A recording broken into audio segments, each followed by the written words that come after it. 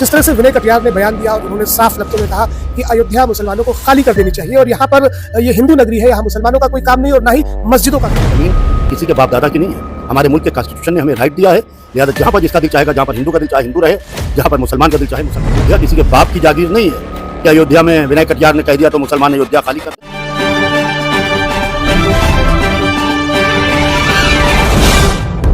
अयोध्या नगरी के अंदर अन्नीपुर धन्नीपुर इसका कोई मतलब नहीं।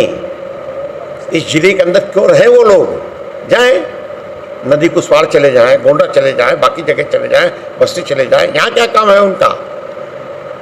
यहाँ राम का मंदिर है, वही काम करेगा। नमस्कार दर्शकों, आप देख रहे हैं न्यूज अड्डा। मैं हूं आपके साथ शकील सिद्दीकी। दर्शकों, आपको बता दें कि बीते कई वर्षों से इस देश में नफरती बयान और हेट स्पीच लगातार आ रही हैं, जिससे देश का जो सांप्रदायिक माहौल है वो कहीं ना कहीं बिगड़ता नजर आ रहा है और ऐसी तमाम तस्वीरें आ रही हैं। अभी एक ताजा बयान आया है, विश्व हिंदू परिषद के नेता है विनय कटियार। उन्होंने एक फरमान जारी किया और उसमें कहा कि अयोध्या से देश मुसलमानों को खाली कर देना चाहिए और अयोध्या में मस्जिदों का कोई काम नहीं। इसी मसले पर बात करने के लिए हमारे साथ मौजूद हैं ऑल इंडिया शिया पर्सनल लॉ बोर्ड के जनरल सेक्रेटरी धर्मगुरु यासूब अब्बास साहब। मौलाना यासूब अब्बास साहब से हम इस मसले पर बात करते हैं। बहुत बहुत शुक्रिया आपका। जिस तरह से विनय कटियार ने बयान दिया और उन्होंने साफ लफ्जों में कहा कि अयोध्या मुसलमानों को खाली कर देनी चाहिए और यहाँ पर ये हिंदू नगरी है, यहाँ मुसलमानों का कोई काम नहीं और ना ही मस्जिदों का काम नहीं है, क्या कहना है इस पर? देखिए, बड़े अफसोस की बात है जिस तरीके से हिंदू और मुस्लिम की राजनीति हिंदुस्तान के अंदर पैदा की जा रही है, वो मेरे ख्याल से बिल्कुल गलत है। विनय कटियार जी का जो बयान आया है, मैं उस बयान की शदीद तरीके से मजम्मत करता हूँ।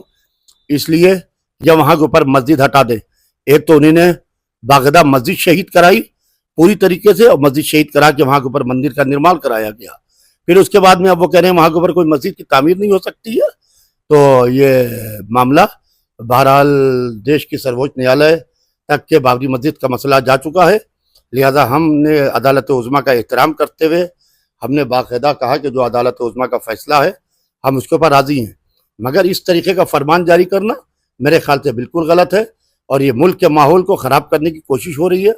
लिहाजा इस वक्त उत्तर प्रदेश सरकार हो या केंद्र सरकार हो, इनको देखना चाहिए, ऐसे नेताओं के ऊपर लगाम लगाने की सख्त जरूरत है। एक सवाल जब उनसे किया गया तो उन्होंने कहा कि धुन्नीपुर में जो मस्जिद के लिए जमीन दी गई थी उसे लेकर जो हलफनामा दाखिल करना चाहिए था वो हलफनामा दाखिल नहीं किया गया और ऐसे बाहरी लोगों को उसमें शामिल किया गया है, जिसे लेकर उन्होंने सवाल खड़ा किया और उनका कहना है कि इसी को लेकर मैंने ये कहा कि बाहर के लोग धुन्नीपुर में मस्जिद बनाना चाहते हैं, उन्हें मंजूर नहीं और इसीलिए उन्होंने कहा कि अयोध्या की से मुसलमानों को मत खाली कर देना चाहिए।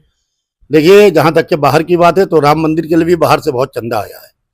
राम मंदिर के दर्शन के लिए अयोध्या से कम बाहर से लोग ज्यादा आते हैं और ये बात तो उनकी पूरी तरीके से मैं नकारता हूँ। और अगर से वहां के ऊपर बाहर के लोग इसमें इन्वॉल्व हो रहे हैं तो कोई हर्ज नहीं है। मस्जिद अल्लाह का घर है, आखिर आदमी यहाँ से मक्के जाता है अल्लाह के घर की ज़ियारत के वास्ते, हज के वास्ते, तो ये कोई बात नहीं है। कोई आदमी जिसकी जहां आस्था होती है वो वहां के ऊपर जाता है।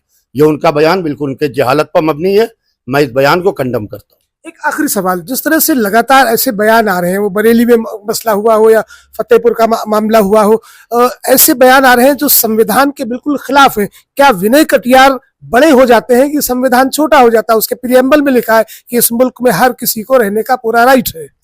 देखिए, यह बात मैंने पहले इसीलिए कही कि हमारे संविधान ने हमें राइट दिया है, लिहाजा कोई संविधान से बड़ा नहीं है, हमारा संविधान सबसे बड़ा है। लिहाजा संविधान जो कहेगा हम उसको करेंगे। विनय कटियार के कहने तो कोई बात नहीं, 50 कटियार आए और 50 कटियार इस हिंदुस्तान से चले गए। मुसलमान आज जहाँ पे था वहां पर अल्लाह का शुक्र है आज भी वहीं पर है और वतन से मोहब्बत करता है, अपनी जमीन से मोहब्बत करता है, अपने मुल्क से मोहब्बत करता है, अपने मजहब से मोहब्बत करता है।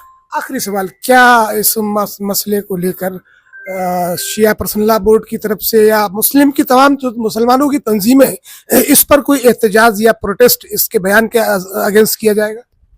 देखिए, जहां तक कि मैं समझता हूं कि बाकायदा अभी हमारे एग्जीक्यूटिव कमेटी की जल्दी मीटिंग होगी तो उस मीटिंग में हम इस मामले को रखेंगे और रख के इसके ऊपर जरूर कोई विचार विमर्श किया जाएगा। बहुत बहुत शुक्रिया। तो ये थे हमारे साथ ऑल इंडिया शिया पर्सनल लॉ बोर्ड के जनरल सेक्रेटरी यासूब अब्बास साहब।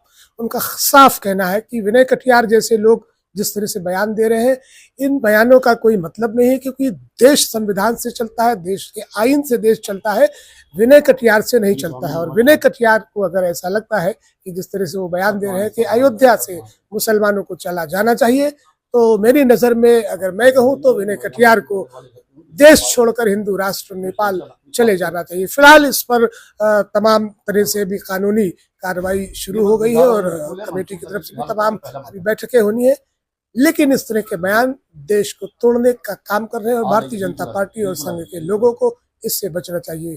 फिलहाल के लिए इस खास इंटरव्यू में इतना ही। देखते रहे न्यूज़ अड्डा। चैनल को सब्सक्राइब जरूर करें, लाइक कमेंट करें और शेयर जरूर करें। नमस्कार।